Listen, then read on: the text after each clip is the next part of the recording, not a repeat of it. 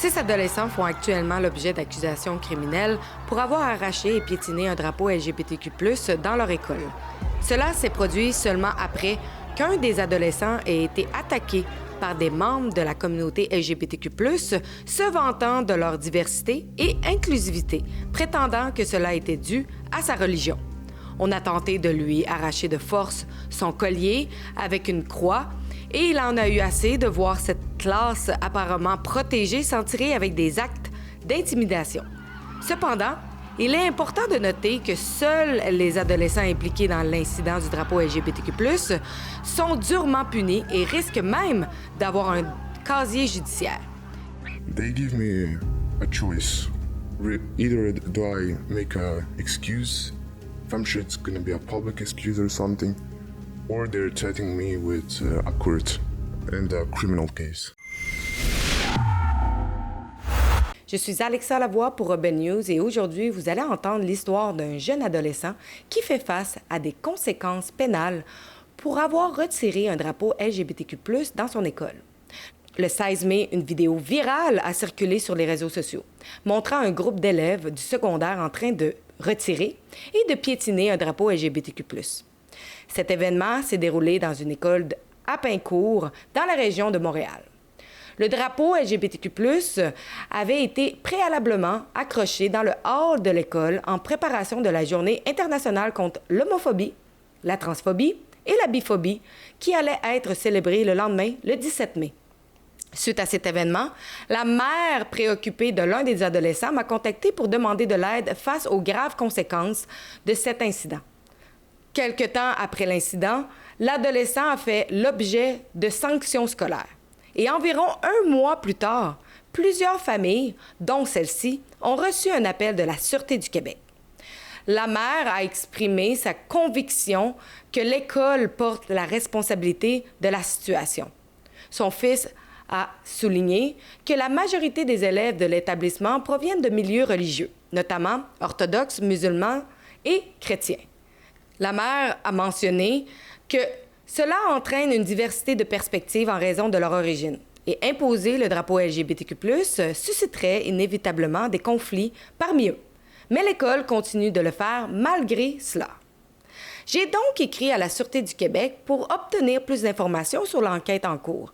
J'ai reçu le courriel suivant. La Sûreté du Québec a enquêté sur un dossier d'incitation à la haine en lien avec des événements survenus dans une école secondaire de Pincourt.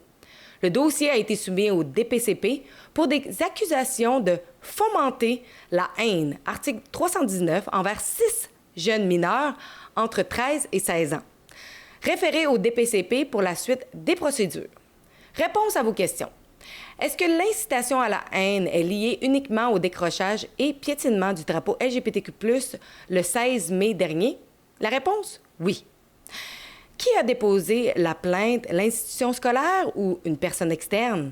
La réponse, suite aux événements, les policiers de la SQ ont entrepris des démarches afin de valider auprès du DPCP les actions possibles à prendre. Ils ont conclu qu'il y aurait des accusations de portée en lien avec fomenter la haine, l'article 319. Voici ce qui est écrit à l'article 319 du Code criminel. Quiconque, par la communication de déclarations autrement que dans une conversation privée, fomente volontairement la haine contre un groupe identifiable est coupable de soit un acte criminel et passible d'un emprisonnement maximal de 2 ans, soit d'une infraction punissable sur déclaration de culpabilité par procédure sommaire. Des adolescents aussi jeunes que 13 à 16 ans, voir leur vie complètement affectée. Ce qui est entendu dans ce courriel, c'est qu'il n'y a pas eu aucune plainte déposée, mais bien une décision policière d'ouvrir une investigation avec le DPCP. Après avoir rencontré l'adolescent et sa mère, nous avons convenu de maintenir une totale confidentialité. D'abord, pour éviter les représailles et pour nous assurer que la condition de l'adolescent ne s'aggrave pas. Voici le récit de l'histoire de l'un des adolescents impliqués. 1 week before this day, I was coming back from the dinner from outside back to school, and a few girls, colored hair, from the LGBT members. They tried to rip off my cross that represent my religion, and they started to insult me, insult my religion, say that all the world's problem is because of my religion. It needs to disappear. And this crossed the line, crossed the red line, because my politics is pretty easy. You don't touch me, I don't touch you. You don't bother me, I don't bother you. But when they try to rip off my cross, they cross the red line. So I need to do a response. Mm-hmm. It's my politic. The first time, I just didn't care because all the time I don't care about the LGBT. I just walk for it. I don't care. I don't touch them. I don't insult them. But the day when they put up the flag, it was in the middle of the hall, in the middle of everyone. And as knowing that almost every big percentage of the school is Muslims and Christians, they don't like it, they don't support it. I ripped off the flag, the LGBT flag, but in my response, I would say that it's not that easy. The story is not like black and white. Without any anger, I didn't insult them. I just came upstairs and ripped off the flag. I didn't insult anyone. I didn't smile at that place. I just didn't care. Étant donné que la situation semble avoir été provoquée antérieurement par un groupe d'individus de la communauté LGBTQ+, j'ai pris l'initiative de contacter l'école, la commission scolaire et la directrice de l'école pour obtenir leur version de l'histoire. Malheureusement, aucun d'entre eux ne m'a répondu. Were you aware that what you did will lead to all the support and this crazy crowd that was yelling and we saw it in the video when everybody was just trampling on the flag. Were you aware that what you did will lead to that? I was thinking about it, but at that moment I didn't care. Mm-hmm. I just didn't want to see this flag up the stairs. What happened afterwards? What is the sanction you receive from the school? And did they try to understand why you did that? No. They sanctioned me with a punishment that was actually changed 4 times. The first time they said that I'm going to be out for school for 3 days, but I am allowed to go to my math exam. It was very important because it's final of the year, math exam, and yeah. The next day they called and they said, no, it's actually 5 days now, but I'm still allowed to go to my math exam. Later they said, no, you're not allowed to come to the math exam. It's your problem. You will talk to the teacher yourself. When 5 days were finished, I came back to school. They just locked me in the room. They never said, because before that, they said that 5 days were passed. I can come back to classroom. The story is finished. But no, they closed me in the room for the whole day. I had one supervisor. They didn't release me to go outside. I can't walk alone without them in the school. How did you feel? I just want to go back to my class. Mm-hmm. For me, the story has ended. I didn't want I don't want the story to continue. How you will describe yourself as a student in school? Are you someone mostly quiet and introvert, or mostly extrovert and a little bit turbulent? As I said, my politics is pretty easy. You don't touch me, I don't touch you. So I'm more I'm quiet. I don't have problems with other kids if they don't touch me, so I don't touch you. Mm-hmm. Very easy. Je me demande également si le directeur de l'école ou des enseignants ont essayé de prendre en compte les 2 côtés de l'histoire. No, they didn't ask. It's me that I told them why did I do that, but they didn't ask it. Mm-hmm. They just want to punish me. They ignored it. Nothing, they didn't punish them, the LGBT members, nothing happened. It was just me and my Muslim friends. You did receive a call from the Sûreté du Québec.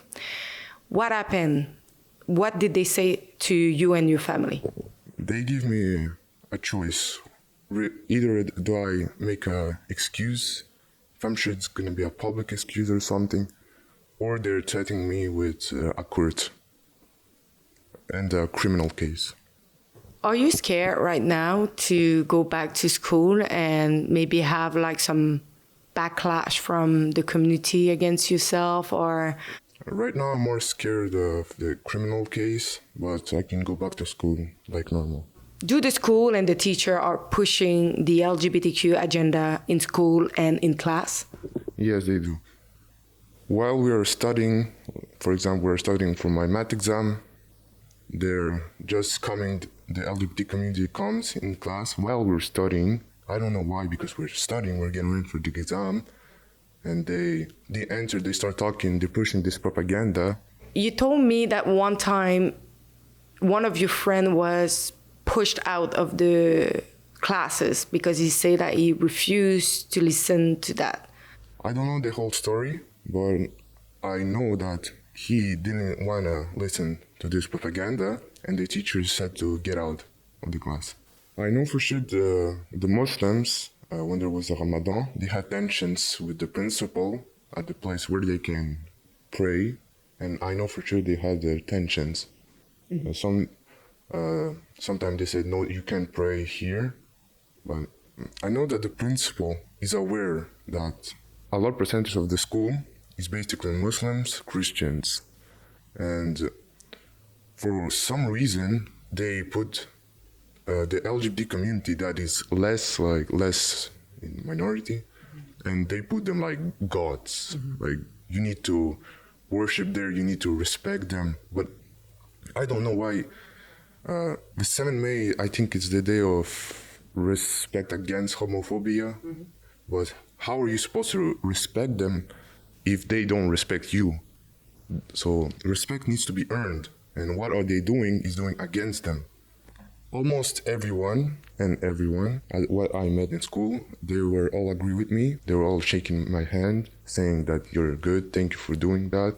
I never saw someone that was negative about me. Maybe they were scared to talk to me or something. I don't know. Do you think that the school feel pressured to make you an example of don't do that anymore, or something will happen to you? Yes, I think. Because after that, they started to push this propaganda more. This is the example of what happened to people that don't get their heads in with this propaganda. A lot of people is not accord, they're negative about the LGBT thing, but they're just scared of say something against them because they're scared what will the police, what will the principal do to them. They're threatened by them. Are you going to apologize? No, because for me, they started this, and apologizing is going against my religion. If you knew all the consequences that you are facing right now, would you do it again?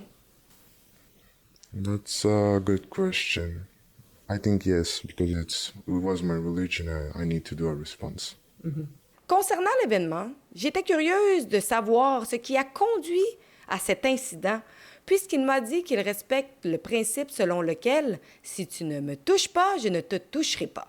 I think it's because that day, when we and my friends were running outside, my cross went off. So basically every time I keep my cross inside, behind my shirt, but at that time my cross went off, and I think they were just aggressed to see it. And what is the percentage of the school you will believe that are Christian or Muslim or religious? I know for sure it's a very big number. I think 70 or 80% of the school is basically Muslims and Christians. How do you feel to be as young as that and facing criminal charge against you for just did what you think it was right for you? Actually, it feels a little, I would say, bad for me, because I know for sure that Canada right now stands for freedom, freedom of speech, democracy, tolerance, and respect between other people that cohabit each other here. And what I see is that LGBT members, they can insult you, your religion, and will get zero punishment. But in the same time, if you will try to defend yourself, your religion, it's you that are going to get punishment. This makes me think about Canada's speech of freedom. Like, where is it? We are a country that defends freedom of religion, that defends freedom of expression, that defends people's rights to go to school and not be fearful or harassed. J'espère que vous avez aimé mon reportage et c'est grâce à vous que nous pouvons continuer notre journalisme. N'oubliez pas que vous pouvez faire une donation sur le site de rebelnews.com, mais également, vous pouvez signer la pétition pour arrêter cette influence sur les enfants, cette influence groomer. Et vous pouvez aller signer la pétition à stopclassroomgrooming.com. Sur ce site web, vous pouvez la signer, vous pouvez la partager et faites une différence pour l'avenir de vos enfants.